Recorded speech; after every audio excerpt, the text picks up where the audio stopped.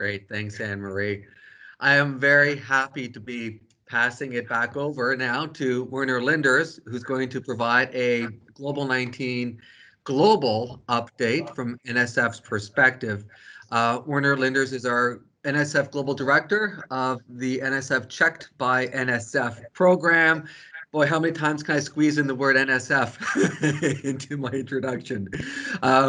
Werner has over 20 years experience in food safety, risk management, and brand protection consulting in the EMEA and Asia-Pacific markets. Most recently, Werner was the global head of an international food safety consulting practice. He's also provided assistance to technology-minded startups in the food and beverage sector with solutions based on augmented reality, statistical, quality assurance, the Internet of Things, gamification, analytics, and so on. Werner is a member of the Global Markets Technical Committee with the GFSI, that's the Global Food Safety Initiative, and a Department Board Member at the University of College Ghent Faculty of Biosciences. When Werner is not spending time with his large family, he's finishing his house renovation or teaching Jiu-Jitsu or preparing for his annual quarter triathlon. Very happy to have Werner here today. Take it away, Werner. Thank you very much, Paul and Anne-Marie, for the invitation and the introduction. If everything is well, you can see my screen now. Yes. And I will kickstart and do a little attempt to make up for, I think you're running a couple of minutes behind time, but let me try and move straight to the next slide. As you've seen from the first slide, I'm based in Belgium, Antwerp. And normally I would start presenting our country with a few, I would say, nice things that we have. It's probably one of the smallest countries in Europe. But we have some beautiful cities that you may have seen on your trips to Europe, Bruges, Brussels, and Antwerp. We also center, as being in the center of Europe, we has the European Parliament and the European Commission. And when it comes to food, we have some wonderful Belgian chocolates on one hand, but also more than 1,000 different beers, which I think is something to be proud of. What unfortunately doesn't make us too proud lately, and lately is unfortunately for the last 8 months, is this kind of statistics. Belgium has been featuring in the first wave of COVID, not only in Europe, but I'm afraid internationally on the top of the statistics when it comes to the density of infections, not only in the first wave, but also in the second wave. And also when it comes to the number of deaths, whatever statistic you look at it in total, or in particular by population or by 100,000, we unfortunately feature twice on both on the first wave and on the second wave on the top. That raised with me the question, what is our government doing different than many other governments? Because you can imagine with this kind of statistics, things coming very close. If I look in my friends and families, many people know someone that either been hospitalized or has been very ill. Luckily, majority of cases recover well, but it's getting very close, and that of course triggers as any scientist on what is happening, what is taking place in this country different than in other parts of the world. So when I got the invitation from Paul to give a global perspective on this, I thought this is a good opportunity to start over the last couple of weeks listing down where are we, let's say, what have the governments, what do they have in their toolbox to manage this crisis. And before we start with that, I want to show one more slide, lifting it up from Belgium to the EU. And as you can see, EU and US from a distance don't look too different when it comes, but what looks very different is Asia-Pacific countries. Please take note that the scale on these three graphs next to each other is the same one, and that of course triggered our attention, saying what are they, some of them more successful than others, what are they doing different compared to some other parts of the world. So before I go through the toolbox, I quickly want to still with pride and a comparison that was that I got from Thomas Pouye, who let's say introduces the concept of the hammer in the dance, where in any population, when you start to see infections taking place and you don't take any measures, the logic next step is that these infections spread very rapidly. Once it gets out of control, and we've seen this all in the first wave, the only thing to do is to use, the only opportunity to get back into control is to use the hammer, while the hammer is indeed full isolation, full quarantine, in order to get back to some level of normality. Once you reach that level of normality, which we noticed has been defined differently in different parts of the world, you can start, as it was mentioned by Thomas Pouye, start to dance. You have a whole list of opportunities as a government to use these different tools that you have in your toolbox in different ways. So what are these toolboxes, or these tools we have in our toolbox? I'd like to introduce the first layer, which is probably stating the obvious, but even there many struggle with it, and I will give some examples of that later on. And by the way, I've been focusing the presentation or this discussion on governments, but at the end of the day, from listening to Ruby earlier on, or to some of the other speakers, you can apply this. I've taken the governmental approach, but you could do this at regional level, at country level, even at local community, but also at industry level, or at any type of institutional level. That the majority of the, let's say, the tools available to manage a pandemic are very similar, with that difference that indeed there are some expectations and rules that come from governments. So coming back to the first layer of let's say what you have to your access is what we call stop as many as possible of the infections coming in where possible. And that could be as straightforward as building wall around your community. And of course, if you live on an island, as Australia and New Zealand, it's potentially easier than if you are surrounded with long borders. But having walls around it, and then secondly, when with checkpoints and with quarantines for those people who are, let's say, suspicious of potentially being contagious, is a first layer of defense. The second layer of defense is the famous bubbles, and you have an endless list of defining the bubbles.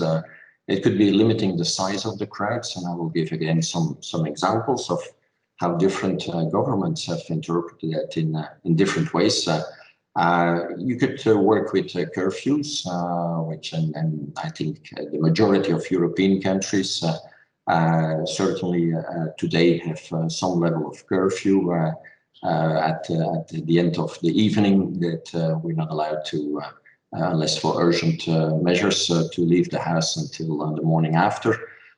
You could work with appointments in businesses, so that rather than having an open door that people come on individual visits, you can ban certain types of gatherings. And the most famous example, but also the most expensive one of this second layer, is the total lockdown, the hammer effect as such. The third layer that governments have at their disposal is for those people that, while the second one was more minimizing the people they meet, the next one is when those who filter through and meet other people, how can we minimize the risk that they pass on the infection? Put differently, is how can we reduce the contagiousness? And there are, again, a variety, and the masks is potentially number one in this list. It took us a while in some parts of the world to get access to sufficient quantities, but luckily that's now better under control than it was half a year ago. But there are also, again, linking it with the previous step, gatherings where people sing or make a lot of noise or potentially to be prevented. Also, if you really have to meet people, yeah, where possible, meet outside, and if that's not an option, then ventilation, as mentioned by Dr. Lee, is certainly an area that requires attention, and create, where possible, a hostile environment for the virus. And with hostile environment, we know that lower temperatures and lower humidity are favorable for viral transmission. So if we put this high enough, and summer of course helps, but not in the northern hemisphere for the next couple of months, then that's certainly a requirement. The next level is what we call the test, trace and isolate, which is a very crucial one. And in my opinion, if I focus on Europe for a second, it's certainly something which we can improve a lot, to say the least. Contact tracing, and I will give some examples of parts of the world who have been more successful with that in a minute. The apps, it took us in number of places a long time to have some kind of Corona alert app. From the research I've done in the last couple of weeks, I have to admit I could not find one single country that, with the exception of maybe some in Asia, but in, let's say, the Western world, I could not find good examples of where the apps did make a significant contribution in limiting the spread.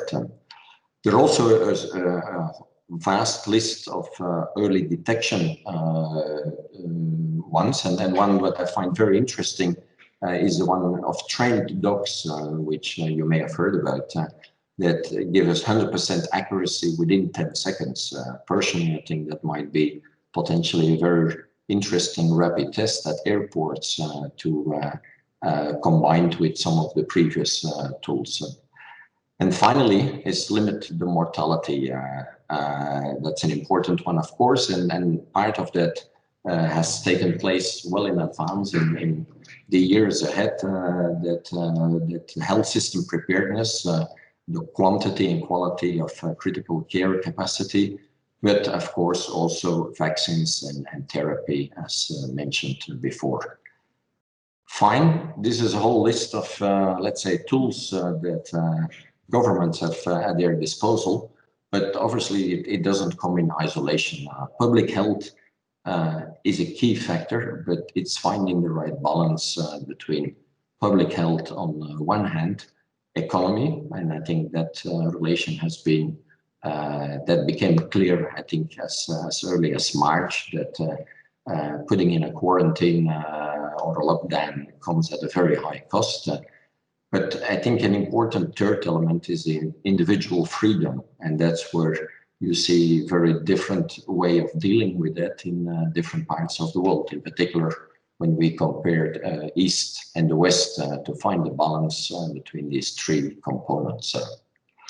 Before we do our tour of the globe, I quickly wanted to share with you the Check by NSF concept.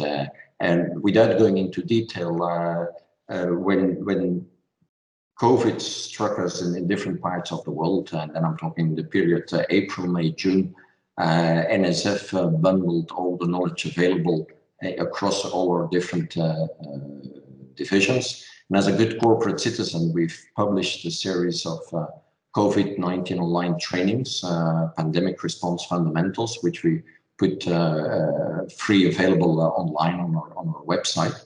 And in addition, for those organizations that wanted to go further, we put teams together in all parts of the world to support local businesses and communities to bring it to the next step and help them to set up proper COVID-19 plans in place and to implement them together with training and continuously improvement. We launched this in June, July, and probably one of the first countries that came back to us and said, this is really, thanks for offering it, but this is not really longer an issue in our part of the world, was China. And I have to admit, it took me by surprise when I was doing my weekly tour of the globe with all the different divisions. And China, from very early on, and I'm really talking about July, they say it has been very bad problem on a huge level in the beginning of this year, but we have the feeling now that it's under control, and when we have certain issues, they get addressed at local level in a very, very strict way. And then when I started to analyze what China had done, comparing it to these 4 layers, I think they used all 4 of them, or at least the first 4 of the 5, in a very, very solid way, or all 5 almost. And not only in a very strict way, but also very early on. So that's something I learned from doing this analysis around the world, is that it's not only what measures you take, but when in the cycle you take these measures. And so in the case of China, they closed their borders, they ordered lockdowns, mandated masks all very early on, used test, trace, isolate programs, including electronic tracking, and they made mandatory forced isolations and quarantines, which is a clear differentiator of some other parts of the world, and with success, if we look at least from an economic perspective at the current level, then they certainly has won on that side. Going further around that part of the world, then there was a second group, which South Korea and Taiwan, which didn't need all of them. They relied very heavily on the fences, the strong fences, being it on a very local level, and at the same time, test, trace, isolate. What I found fascinating by looking at these countries is, first of all, they go quite a distance when it comes to tracking your phone to make sure that you stay home. And interesting, I would say, they also have huge fines for not being, let's say, if you get caught not respecting your quarantine. It's something that, at least in Europe, and I'm sure many of you can judge better the situation in North America, but in Europe, you get big fines if you, for instance, break a curfew, but not if you or caught not taking your quarantines. That often doesn't come together with any fines. The second thing I found interesting in some of these other Asian countries is that I would call them a world-class isolation program. When you need to go in quarantine, when you need to get isolated, they use hotels and government facilities to isolate people and give them money, food, medicine to compensate them for the disadvantage of being 2 weeks away from their family and businesses. And that's something I haven't seen in many other parts of the world. Moving further on to New Zealand and Australia, very strong, let's say, measures on layer 1 and 2, very strong, and I will come back to that also on in one of the further slides. All the countries mentioned so far were all countries that did had the ambition to work towards zero prevalence, so that there were no cases, and if there would be, so that they used the hammer in a very strong way to go all the way back to zero prevalence, and then when through their good tracking system that they would encounter or find out some places where there was need to intervene, they would do this in a very controlled fashion. Japan has a slightly different, they never managed, to my knowledge, to go really back to zero. They always had like around 10 cases per 100,000. I know in the last couple of weeks it's increasing again, but overall over these last 8 months, they always had some cases. But I think what they've done in a quite a fascinating way is taking tracing in a complete different way. They use the principle of backward tracing, which I haven't seen so far in other parts of the world.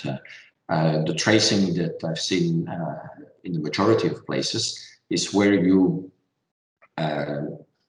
where a tracer contacts you when you are being in contact with a high risk or when you are positive, and you will try to identify who you have been in contact with. In the case of Japan, they put a lot less emphasis on who you contacted once you were, let's say, contagious, but much more important, they try to find the source because the faster they find the source of where you got contaminated, it helps them to identify who else in the community potentially is at risk and needs to be isolated.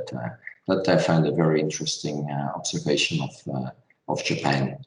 Moving to Europe, and I could steal the rest of the time today just talking of Europe, but I wanted to share two examples of, let's say, the European situation. One special case in Europe is Sweden. Sweden had probably as only country in the whole of Europe, no lockdown measurements. They had only recommendations, nothing was mandatory. So though even masks were not mandatory, and their idea was to go all the way for herd immunity by fall. Unfortunately, they failed. I think if we look at the statistics over the last couple of weeks, even to that extent that yesterday the local government stepped in and took over from the virologists and the epidemiologists who were leading, let's say, the whole pandemic so far, and introduced a rather strict lockdown. Last week, they had the first, let's say, containment of bubbles of up to the scale of 8. As of yesterday, that was reduced to 2. So I would say that they're very much into where we are as the rest of Europe today. I was going to talk as well a few words on Africa and Latin America, but for the benefit of time, I will move this to a next opportunity to share this with you, and would like, in conclusion, to add one additional dimension to this model that we described before. And that model, as I described before, was economy, public health, and individual freedom. Personally, I feel there is an important one that cannot be underestimated and that really concerns me. That's the secondary health effects. And you could argue it's part of public health, but I clearly wanted to mention this separately here. The reason that I give only 2 examples.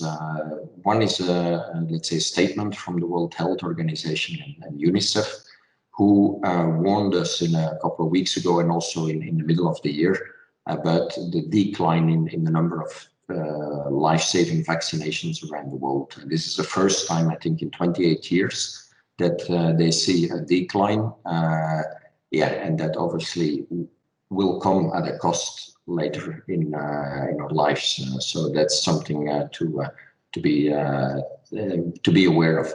A second topic, and that was when I was talking to some of our colleagues in Australia a few weeks ago, where they were explaining me the difference between the strict measures taken in Victoria versus New South Wales, where in New South Wales allowed to have some level of still, let's say, having interaction, in particular for the youngsters with friends, etc.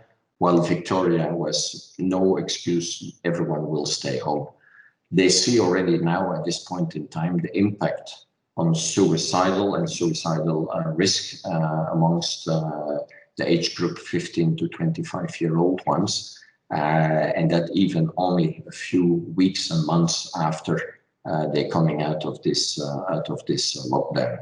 By coincidence, I found at the end of last week this chart, and sorry that some of the words here are in Dutch. It's a research of a Belgian university who tested the mental well-being every 2 weeks in a group of about 20,000 participants, and by industry sector. And interesting enough, the elderly, who interestingly enough are at most risk, or having the best mental well-being compared to all the other sectors tested.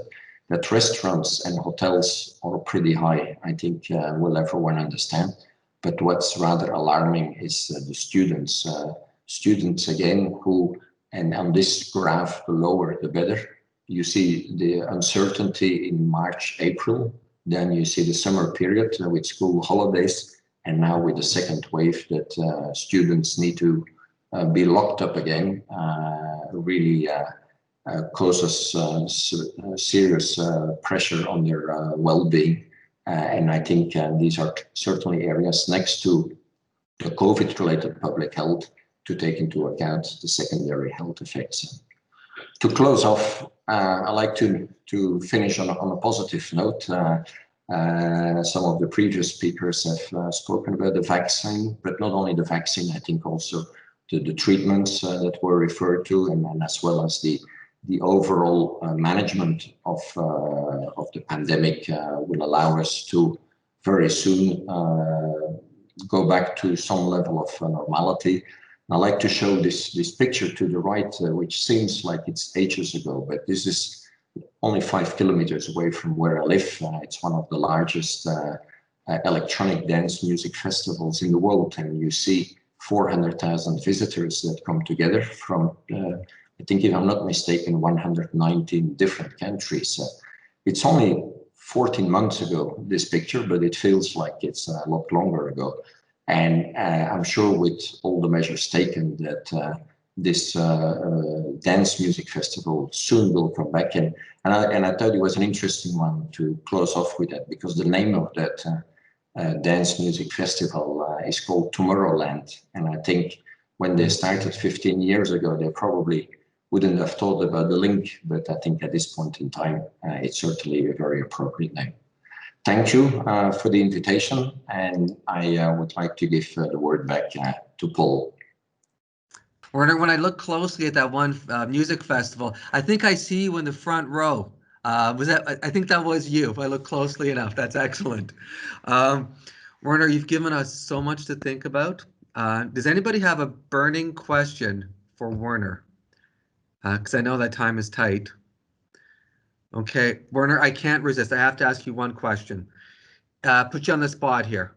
Given how governments have access to the toolbox, why is it, do you think, that European governments did not learn the lessons of all the success enjoyed by how the toolbox was used in Asia?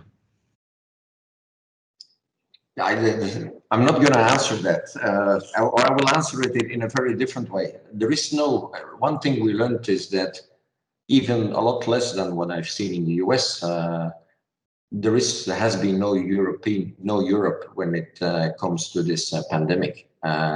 Europe has been completely absent, and when you ask this question to many European politicians, they say we were not mandated. Health policies is a national responsibility. So, but I think it's clearly a lesson, and I think it will change Europe because if we go back to March, April, European countries were fighting against each other to buy masks all over the world. So we were missing a strong Europe. So at this point in time, I think some European countries did learn a little bit from some Asian countries. But one big lesson is that as a European nation, that there is room for improvement. Excellent. Thank you very much, Werner. That was terrific.